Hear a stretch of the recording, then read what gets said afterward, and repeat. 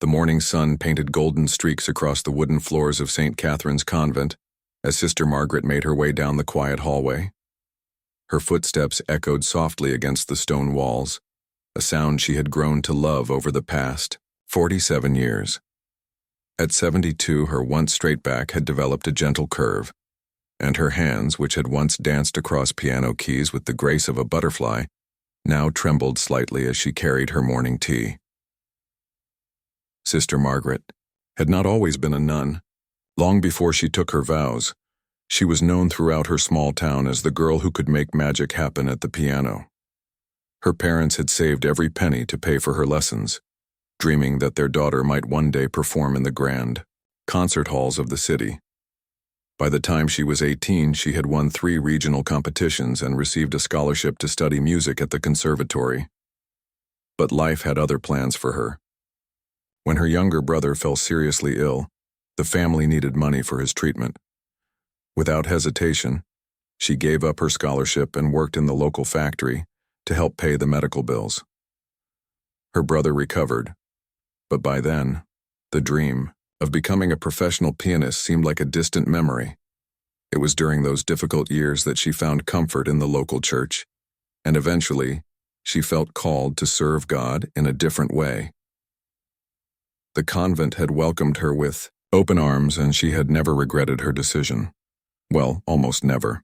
There were quiet moments, usually in the evening when the other sisters were asleep, when she would find herself drawn to the old piano in the community room. The instrument had been donated by a wealthy benefactor years ago, and though it needed tuning, it still produced beautiful music.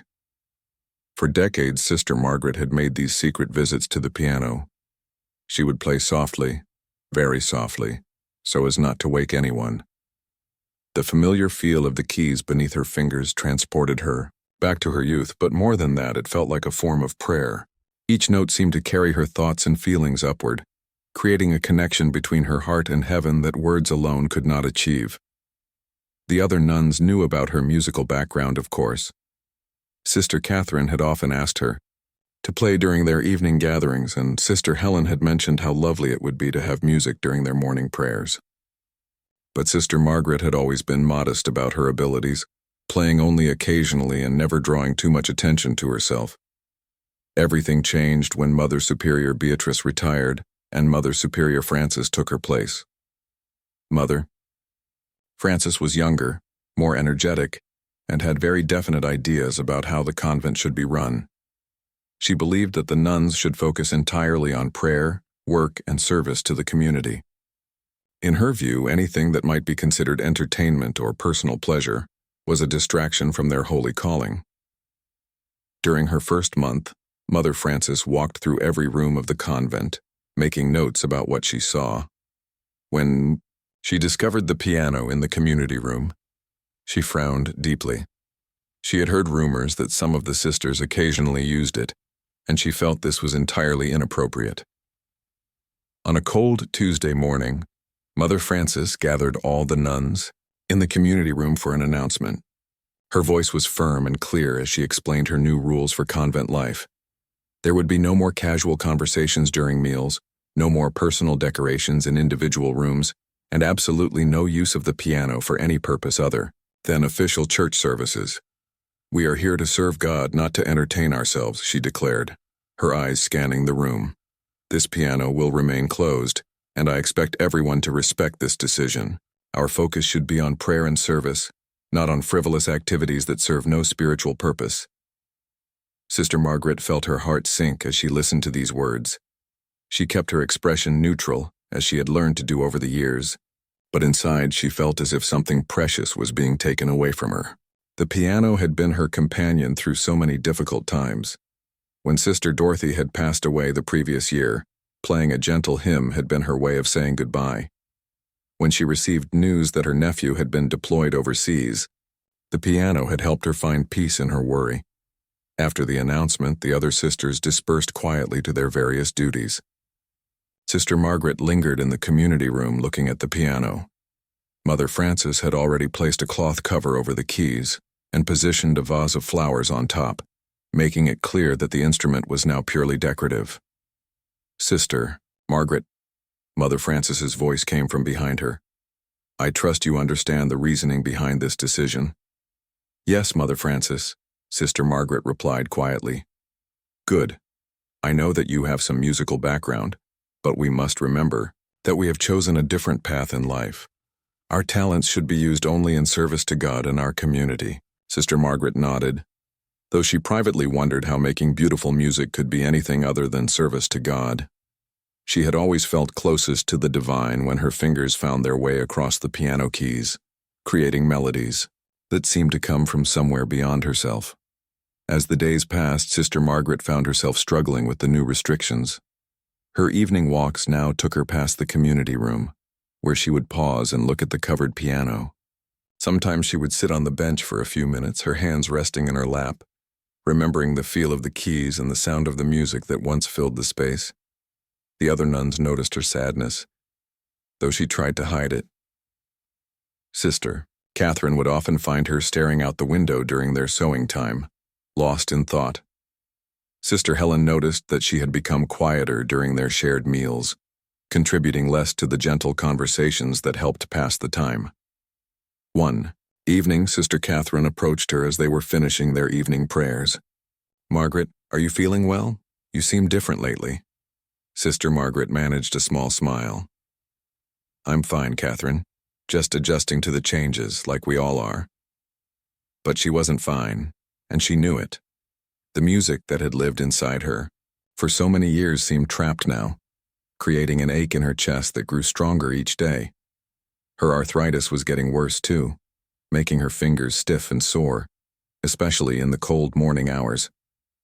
She began to worry that even if the restrictions were someday lifted, she might no longer be able to play as she once had. The irony was not lost on her. For 47 years, she had balanced her love of music with her dedication to religious life, never feeling that one interfered with the other. Now, in what might be the final years of her ability to play, she was being told that the two could not coexist. At night, lying in her simple bed, Sister Margaret would sometimes move her fingers as if she were playing piano, running through pieces she had memorized decades ago. Chopin's nocturnes, Bach's inventions, the gentle hymns she had arranged for Sunday services in years past.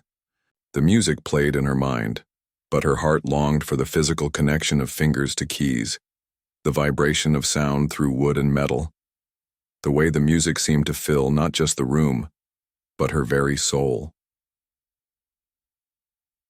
Winter settled over the convent, and with it came longer periods of silence. The piano remained covered, surrounded by fresh flowers that Mother Frances replaced weekly. It had become a symbol of the new order, beautiful to look at but silent, its purpose forgotten. Sister Margaret continued her daily routines, attending prayers, helping in the kitchen, visiting the sick in the nearby village. But part of her felt like it was slowly fading away, like a song that was being forgotten, note by note until only the memory of melody remained. Spring arrived at St. Catherine's Convent with its usual gentle beauty. The gardens bloomed with daffodils and tulips, and warm sunlight streamed through the tall windows of the community room. But for Sister Margaret, the changing season only made her longing more intense. The piano sat in its corner, still covered with the same white cloth that Mother Frances had placed there months ago, still topped with fresh flowers that seemed to mock the instrument's silence. Every morning, Sister Margaret found herself drawn to that room. She would arrive early for morning prayers, claiming she wanted to arrange the chairs or dust the windowsills, but really, she just wanted to be near the piano. She would stand a few feet away from it, close enough to remember exactly how it felt to sit on that bench, to feel the smooth keys beneath her fingertips, to hear the rich sound that had once filled this space with such beauty. Sometimes, when she was sure no one was watching, she would reach out and gently touch the edge of the cloth cover. The simple action sent waves of emotion through her, reminding her of all the music that lay sleeping beneath that white fabric. She could almost hear it calling to her, begging to be awakened, to be given voice once again. The other sisters had begun to notice her behavior, though they tried to be discreet about their concern. Sister Catherine would often find reasons to join her in the community room, offering to help with tasks that didn't really need two people. During these moments, she would watch Sister Margaret's face, seeing the sadness that her friend tried so hard to hide. "Margaret," she said one morning as they straightened the prayer books together, "do you ever miss playing?" Sister Margaret paused, a prayer book halfway to the shelf. She considered lying, pretending that she had moved on from such worldly concerns, but something in Sister Catherine's gentle voice made her honest. "Every day," she whispered. "I miss it every single day." Sister Catherine nodded, understanding more than Margaret realized. Before taking her vows, Catherine had been a teacher who loved working with children. When the convent's school had closed due to lack of funding, she had felt a similar sense of loss. "I used to think," Sister Margaret continued, "that giving up my music career was the biggest sacrifice I would make for my faith, but I was wrong. This feels much harder." The conversation was interrupted by the sound of footsteps in the hallway, and both women quickly returned to their work. But the moment stayed with Sister Catherine, who began to understand just how much her friend was suffering. As weeks passed, Sister Margaret's condition seemed to worsen rather than improve. Her hands, already challenged by arthritis, became stiffer from lack of use. She would flex her fingers during prayers, trying to maintain the flexibility that years of piano playing had given her, but she could feel her abilities slowly slipping away. One afternoon, while helping in the convent's small library, she discovered an old book of sheet music that had been donated years ago. Her hands trembled as she opened it, revealing pages of Chopin, Mozart, and Bach. The familiar symbols seemed to dance before her eyes, and she could hear each note in her mind as clearly as if someone were playing them in the room. Without thinking, her right hand moved slightly, fingers positioning themselves as if she were actually playing the opening measures of Chopin's Nocturne in E-flat major. The muscle memory was still there, still perfect after all these months of silence. But when she realized what she was doing, she quickly closed the book and returned it to its shelf, her heart pounding with a mixture of joy and grief. That evening, Sister Margaret made a decision that surprised even her. After the other sisters had gone to their rooms, she crept quietly down the hallway to the community room. Her bare feet made no sound on the cold stone floor as she approached the piano. For a long moment she simply stood there, listening to the silence of the convent around her. Then very carefully, she lifted one corner of the white cloth cover. Beneath it, the piano keys gleamed in the moonlight that streamed through the windows. They looked exactly as she remembered them, waiting patiently for someone to bring them to life. Sister Margaret sat down on the familiar bench, her body remembering the exact distance, the perfect posture that had been trained into her so many years ago. She positioned her hands over the keys, close enough to feel their coolness but not quite touching. In her mind, she began to play Chopin's Nocturne, the piece that had always been her favorite. Her fingers moved silently through the air, following every note, every delicate passage, every subtle dynamic change that made the piece so beautiful. For 20 minutes she played her silent concert, tears streaming down her face as the music played in her mind and her hands moved through the familiar motions. When she finished, she carefully replaced the cloth cover and returned to her room, feeling both comforted and heartbroken by the experience. This became her nightly ritual. Every evening after the convent had settled into sleep, Sister Margaret would visit the piano. She never actually pressed the keys, too afraid of making sound that might wake someone or, worse, bring Mother Frances to investigate. Instead, she played silent concerts, running through her entire repertoire of memorized pieces, keeping her fingers flexible and her musical memory sharp. But the strain of this secret ritual began to show. Sister Helen noticed that Margaret looked tired during morning prayers, and Sister Catherine observed that she seemed distracted during their daily tasks. When asked about it, Sister Margaret would simply say that she was having trouble sleeping, which was true enough, though not for the reasons the others might imagine. One night, her silent concert was interrupted by a soft cough from the doorway. Sister Margaret's heart nearly stopped as she turned to see Sister Catherine standing there in her nightgown, a concerned expression on her face. "I thought I heard someone moving around," Catherine said quietly, stepping into the room. "Are you all right?" Sister Margaret quickly pulled her hands back from their position over the keys, her face burning with embarrassment at being discovered. "I couldn't sleep," she said. I was just sitting here for a moment." Sister Catherine approached slowly, understanding immediately what she had witnessed. She had seen the position of Margaret's hands, the way her body was positioned on the bench. She knew exactly what her friend had been doing. "You've been coming here every night, haven't you?" Catherine asked gently. Sister Margaret nodded, unable to speak around the lump in her throat. "Oh, Margaret," Catherine said, sitting down on the bench beside her friend. "You're torturing yourself." "I can't help it," Margaret whispered. "The music is still inside me, Catherine. It's still there, demanding to be heard, to be played. But I can't. I won't disobey Mother Francis. So I come here and I play silent songs, and it helps a little, but it also makes everything hurt so much more." The two women sat together in the moonlit room, surrounded by the silence that had replaced the beautiful music that once filled this space.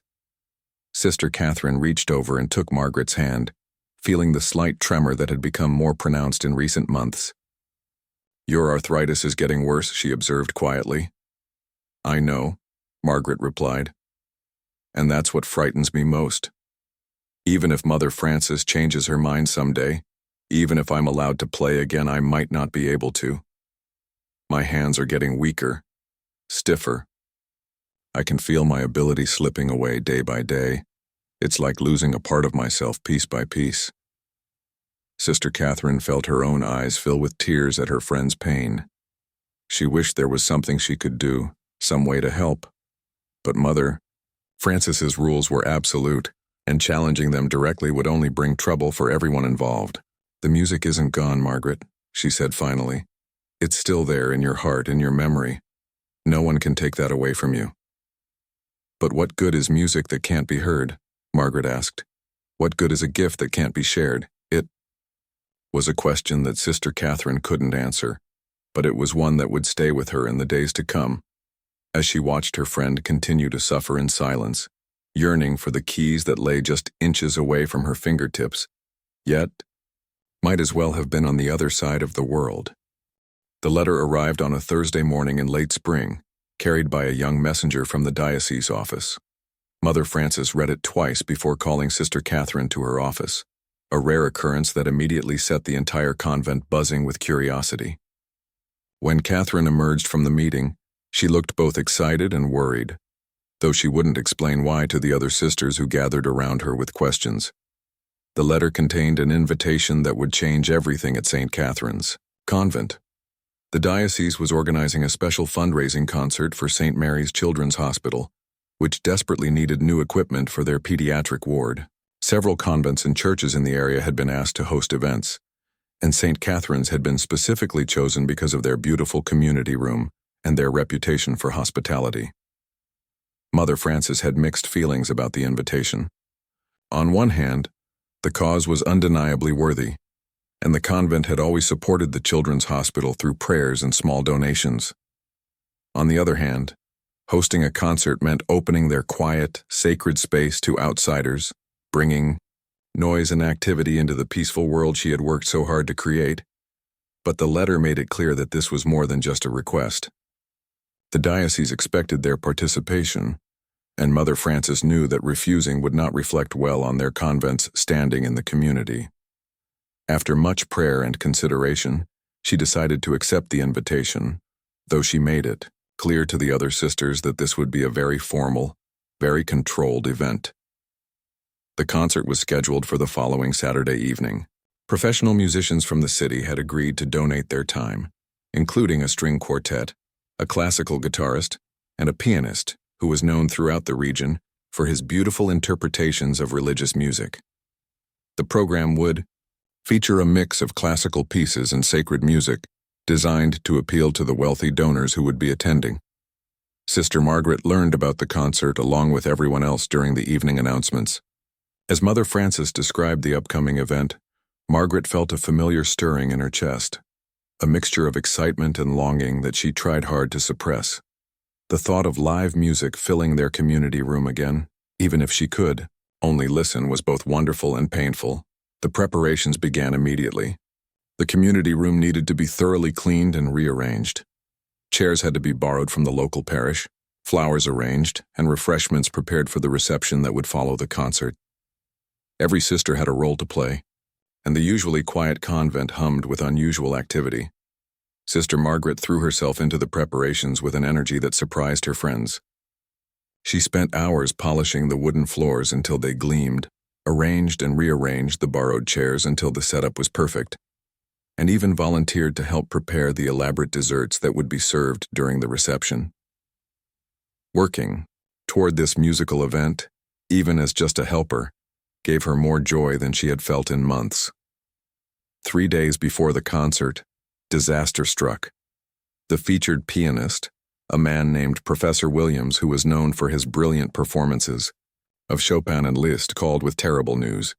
He had been struck by severe food poisoning after a restaurant meal and was far too ill to perform. His doctor had ordered complete bed rest for at least a week. The news sent Mother Frances into a state of controlled panic. The invitations had already been sent. Donors from across the region had confirmed their attendance, and the other musicians' pieces had been specifically chosen to complement the piano selections. Without a pianist, the entire program would fall apart, and the fundraising effort would likely fail. Sister Catherine, who had been helping coordinate the event, immediately began making phone calls to other pianists in the area. But it was short. Notice and Saturday evening was a popular time for performances. One by one, the possibilities fell away. Either the pianists were already booked, or they were too unfamiliar with the planned repertoire to learn it in just 3 days. By Friday evening, Mother Frances was facing the reality that they might have to cancel the concert entirely. The thought was devastating, not just because of the embarrassment to the convent, but because of all the children who would not receive the medical equipment they desperately needed. It was during the evening prayers that Sister Catherine made her decision. She had been wrestling with an idea all day, an idea that seemed both obvious and impossible. As the other sisters filed out of the chapel, she approached Mother Frances with visible nervousness. "Mother Frances," she began carefully, "I may have a solution to our pianist problem." Mother Frances looked up hopefully. "You found someone who can play on such short notice?" Sister Catherine took a deep breath. "Sister Margaret." The silence that followed was so complete that Catherine could hear the ticking of the old clock on the wall. Mother Frances's expression went through several changes, from confusion to understanding to what looked like anger. "Sister Catherine," she said slowly, "surely you're not suggesting that we ask Sister Margaret to perform in our concert?" "I know how it sounds," Catherine said quickly, "but Mother Frances, you don't understand how talented she is. I've heard her play, years ago, before the new rules. She's not just good, she's extraordinary. She could play Professor Williams's entire program from memory, probably better than he could." Mother Frances stood up abruptly, pacing to the window. "Absolutely not. The rules I established are not suggestions, Sister Catherine. They exist, for very good reasons. Allowing Sister Margaret to perform would undermine everything I've worked to build here."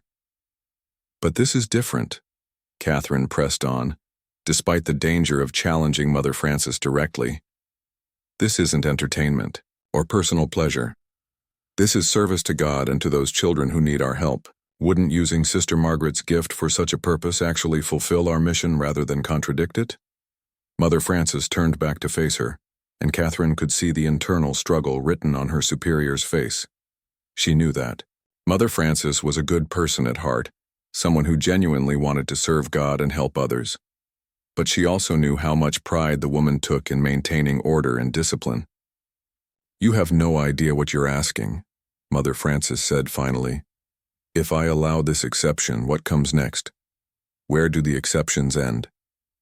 "Maybe," Sister Catherine said quietly.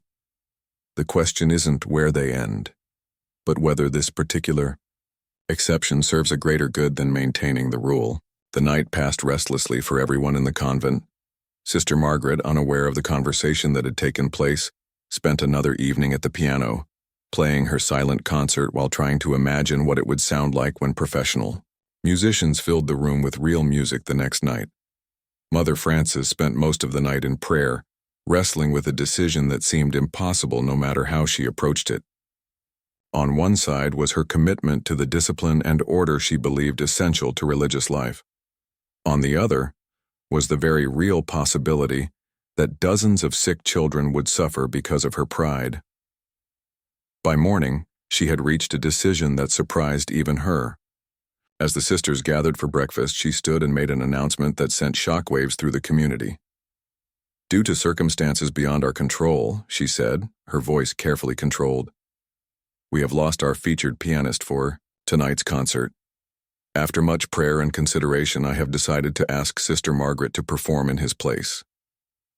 The room erupted in quiet murmurs of surprise and excitement.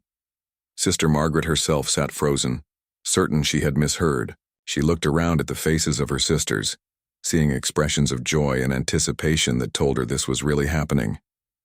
"Sister Margaret," Mother Frances continued, her voice becoming slightly softer, "I know this request comes with very little notice, and I know that circumstances have prevented you from practicing recently. But if you feel able to help us serve this worthy cause, the convent would be grateful for your assistance." Sister Margaret stood slowly, her legs feeling unsteady beneath her. After months of silence, months of yearning, months of watching the covered piano from a distance, she was being asked to perform. Not for entertainment, not for personal pleasure, but for the children who needed their help. "I would be honored, Mother Frances," she said, her voice barely above a whisper. But even as she spoke the words, Sister Margaret felt a wave of panic wash over her. It had been almost a year since she had actually played piano. Her arthritis was worse than ever, her fingers stiff from months of disuse, except for her silent midnight concerts. She had no idea if she would even be able to play at all, let alone perform at the level expected for such an important event. The next few hours passed in a blur of preparation and growing anxiety. The cloth cover was removed from the piano for the first time in months, revealing the beautiful instrument in all its glory. A piano tuner was hastily called in to make sure everything was perfect. Sister Margaret was excused from her regular duties to spend time preparing for the evening ahead. As afternoon turned to evening and the first guests began to arrive, Sister Margaret sat in her small room, flexing her fingers and trying to calm her. The community room at St. Catherine's Convent had been transformed. What was usually a quiet space for prayer and reflection now buzzed with the elegant energy of an evening concert. Borrowed chairs arranged in perfect rows faced the piano, which sat uncovered and gleaming under soft lighting that Sister Helen had carefully arranged. Crystal water glasses caught the light from the windows and the scent of fresh flowers filled the air. As guests began to arrive, Sister Margaret remained hidden in her small room, trying to manage the storm of emotions that threatened to overwhelm her. Her hands, which had seemed relatively steady during her morning prayers, now trembled visibly as she attempted to button the simple black cardigan she wore over her habit. The arthritis pain that had become her constant companion seemed worse tonight, as if her body was rebelling against the stress of the upcoming performance. Through her small window, she could see cars pulling into the convent's normally empty parking area. Well-dressed men and women stepped out, many carrying elegant purses and wearing jewelry that caught the evening light. These were the donors, the wealthy supporters of the diocese who had the power to make tonight's fundraising effort a success or failure. The thought of performing for such an audience after months of silence and years of playing only for her sister nuns made her stomach flutter with nervousness. A soft knock at her door interrupted her anxious thoughts. "Sister Margaret?" It was Sister Catherine's gentle voice. "May I come in?" Sister Margaret opened the door to find not just Catherine, but also Sister Helen and Sister Dorothy standing in the hallway. All three women looked at her with expressions of love and encouragement that immediately brought tears to her eyes. "We wanted to see you before you performed," Sister Catherine said, stepping into the small room, "to tell you how excited we are and how proud we are of you." "Proud?" Sister Margaret shook her head. "But I haven't even played yet. What if I can't do it? What if my hands won't work properly? What if I've forgotten how to play?" Sister Helen reached out and took Margaret's trembling hands in her own. "Do you remember," she said softly, When I was so nervous about giving my first Bible reading to the congregation, you told me that God doesn't call us to tasks we cannot handle, and that if I offered my effort with a sincere heart, that would be enough. Sister Margaret did remember that conversation from years ago when Helen was a much younger nun, terrified of speaking in front of people. She had forgotten her own words of wisdom, but hearing them now helped calm some of her anxiety. Besides, Sister Dorothy added with a smile, "We've all heard you playing over the years. We know exactly how beautiful your music is. Tonight, everyone else will discover what we've always known." The three women stayed with Sister Margaret for a few more minutes, helping her fix her hair and offering gentle words of encouragement. When they finally left her to join the gathering audience, Sister Margaret felt slightly more confident, though her hands still shook as she attempted a few finger exercises to warm up her stiff joints. Meanwhile, in the community room, the audience was settling into their seats. About 60 people had come, a mix of diocese officials, local business leaders, and longtime supporters of the Children's Hospital. Mother Frances moved among them, greeting guests and explaining the evening's program, though she carefully avoided mentioning the last-minute change in performers. The other musicians had already taken their places. The string quartet sat to one side of the room, their instruments gleaming under the soft lights. The classical guitarist had tested his sound and was quietly tuning.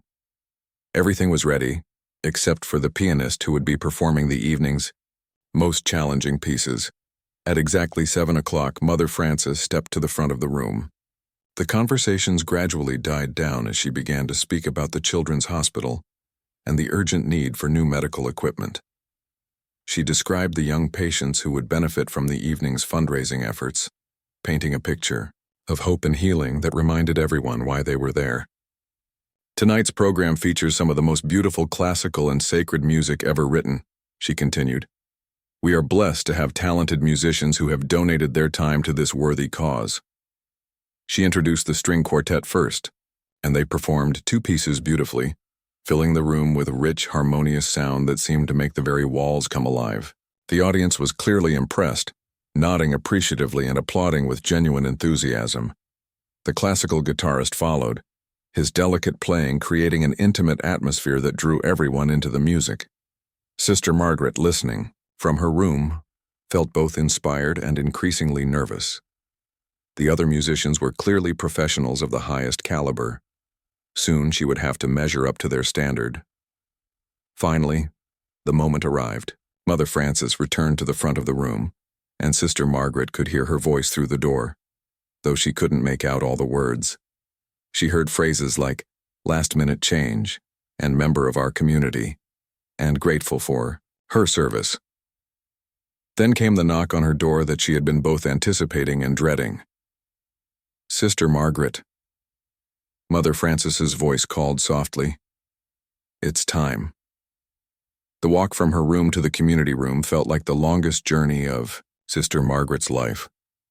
Her legs seemed unsteady, and she was intensely aware of every sound her shoes made on the stone floor. As she entered the back of the community room, she could feel dozens of pairs of eyes turning to look at her. The audience saw a small, elderly woman in a simple black habit, her gray hair neatly arranged, her weathered hands clasped in front of her. Some looked puzzled, clearly wondering if this was really the pianist they had been promised.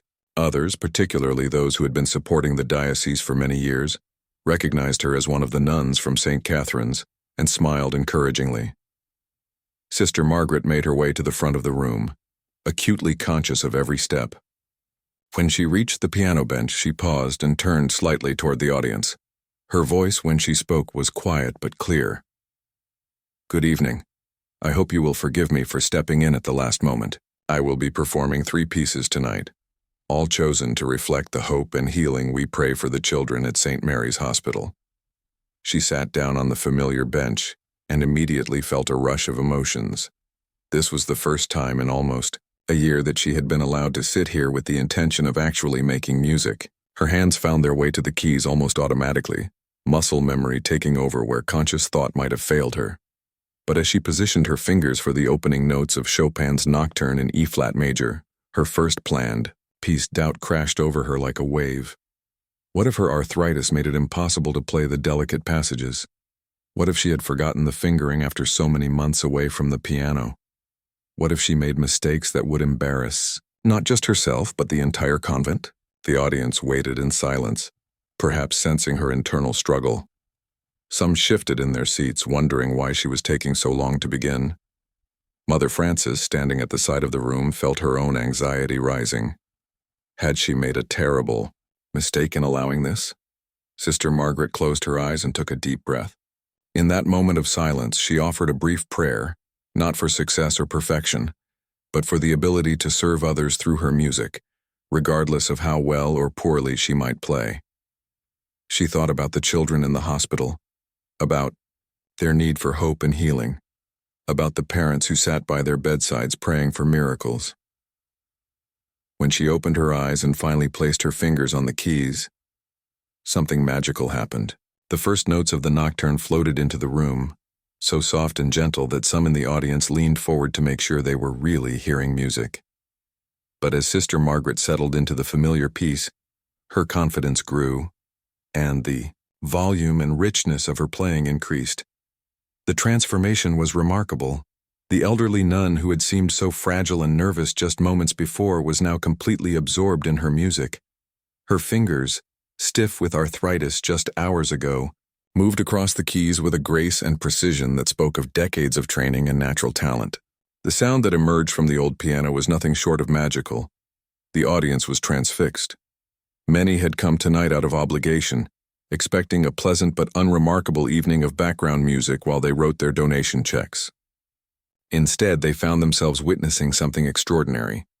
The music wasn't just technically perfect, it was deeply emotional, filled with the kind of spiritual depth that could only come from years of using music as a form of prayer as you are. Sister Margaret moved through the delicate middle section of the nocturne. Several people in the audience felt tears coming to their eyes. The music seemed to speak directly to their hearts, reminding them of their own hopes, their own struggles, their own moments of grace. This wasn't just a performance, it was a spiritual experience. When the final notes of the nocturne faded away, the silence in the room was complete.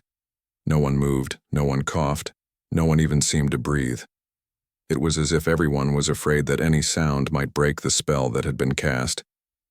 Then, slowly, the applause began. It started with one person, then